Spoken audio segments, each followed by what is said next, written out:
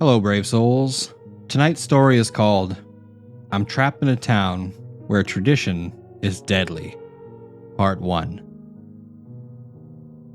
I wouldn't be here if it weren't for my mother. This isn't because she's in this town, or even because she could have saved me. When I think about it, I doubt she even knows where I am. Perhaps it's wrong to pin it all on her then.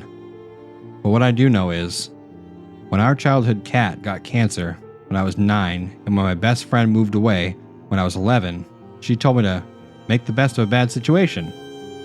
When boys broke my heart, and when I had to drop out of college due to crippling anxiety and depression, she said the same.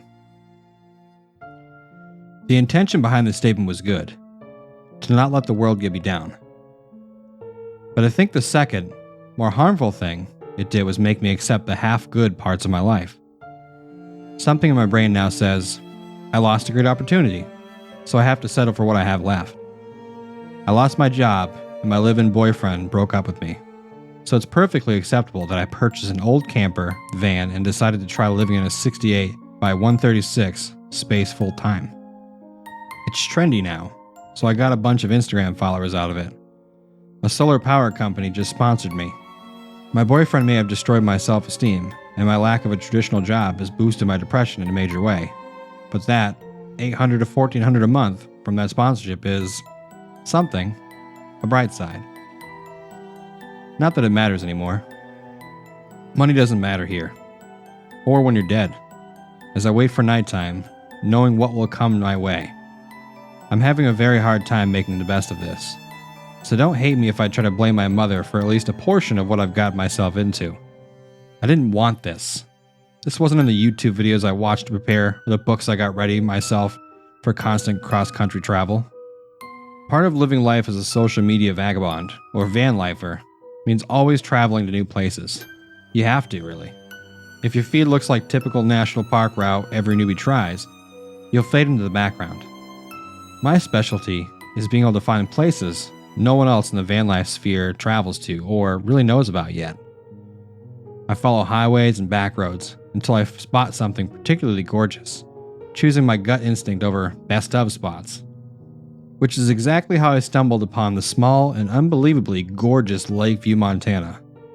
I'm not even sure how I got here. Looking back, I was just outside of Missoula on the 90 and must have taken quite a few exits, because you can't hear the sound of a car here. People don't drive. Not now when it's so warm anyway. I haven't seen cars outside other than the sheriff's SUV. We'll get to that later. Lakeview is a picturesque, small town in the middle of a valley, surrounded on all sides by a medium-sized stream that turns the town into an island in the warmer seasons. Past the stream is a beautiful combination of green grass, juniper trees, and skyscraping mountains. Within the stream, the town can be somewhat modern, boasting cute coffee shops and 3-bar restaurant hybrids, alongside some outdoorsy boutiques and a small steepled church. There's one grocery store that brims with locally sourced meat and vegetables, alongside some imported specialty items. There are rental bikes too, like the kind you see in big cities that you can check out with a card. Honestly, the whole place reminds me of a shrunken Telluride or Aspen, or some other expensive resort town. The way the houses are all uniformly painted, a deep brick red, adds to that idea.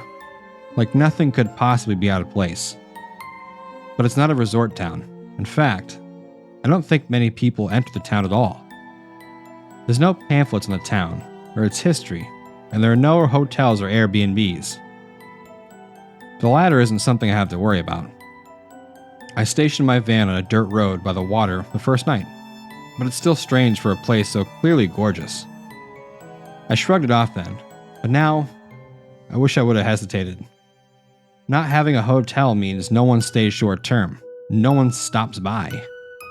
And while this might not be strange in the town you just passed through, if I go to the rooftop of the first bar in Maine at night, I will not see the lights of nearby cities.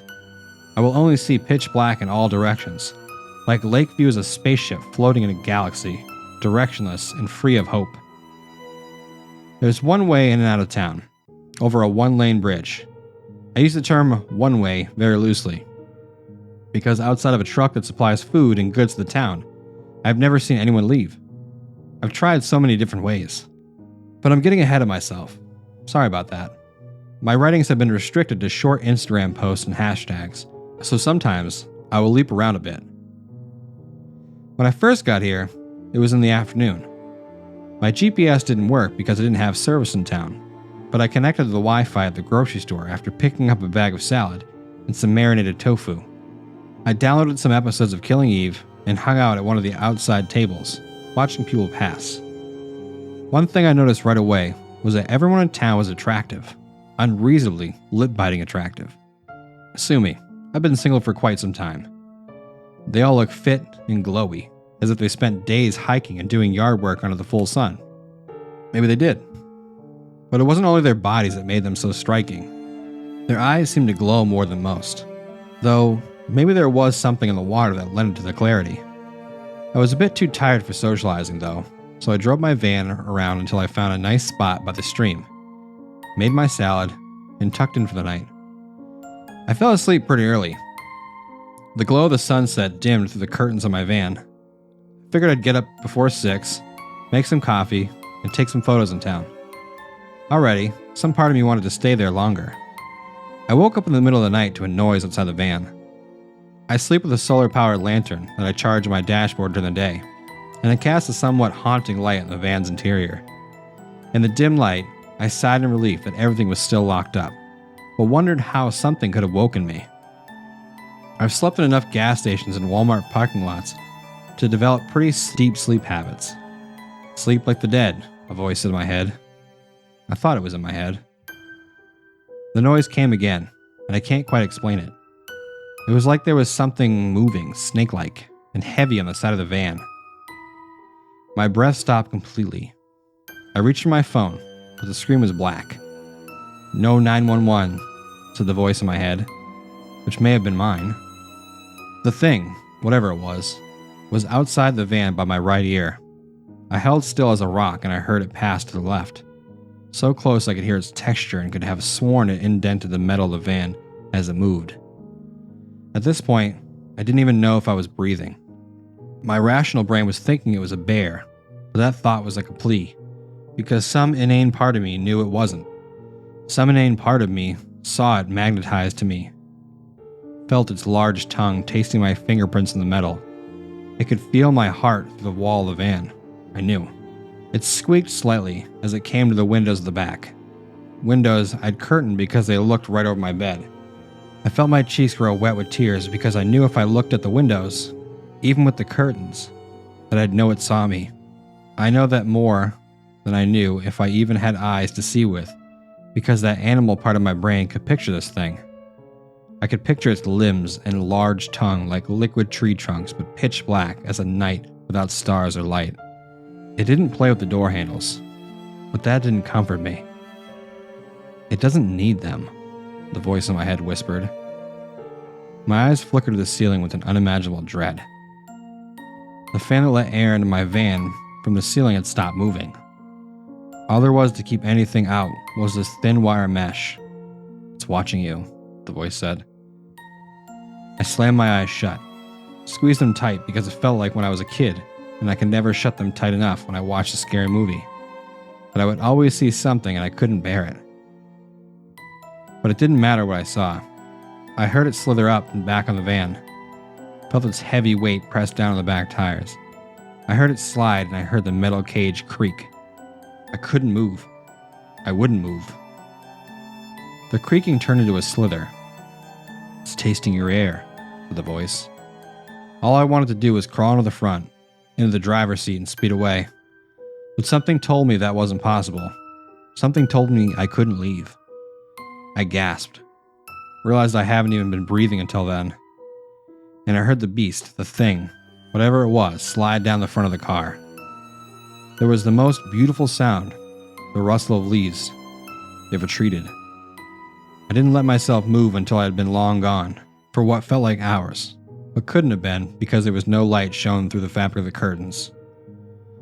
I took my keys off the dashboard, but paused the sunshade. If I took it down, it would reveal the massive windshield of the van, and maybe the thing would see me then.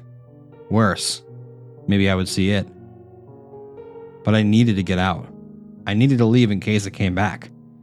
I breathed. Okay, I said to myself out loud this time. Start the van. Then take it down. Easy as that. It should have been. What followed was the moment that I look back to it this day. I think I was already screwed before I sat in the driver's seat. I think I was already hopeless and as good as dead when I crossed the bridge into town. But for whatever reason, it wasn't until I turned that key that any vision I had for the future left my mind. It's been survival from there, creeping more and more to the front of my mind, to that lizard brain that knew just what the thing looked like before I even laid eyes on it. I turned the key. The van was dead. No lights, no sound of the engine. The place I'd made my home, the place that I lived for the past 8 months, was dead. It's hard to explain to someone who just uses their vehicle for transport what that really feels like. If I tried, I would say it feels like drowning. But it's nothing compared to how I'd feel when I encountered that thing again.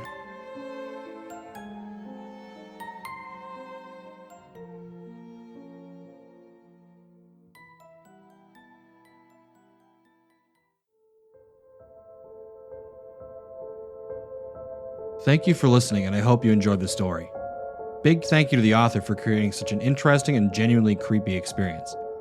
If you enjoyed the video, please subscribe or follow for more videos just like this one. If you'd like to support the channel, you can check out my Patreon link in the description below and know that I genuinely appreciate it. Follow me over on Twitter at podcast_fear or Facebook at Fear the Podcast. Thank you again for listening to the story, and until next time, always remember to face your fears.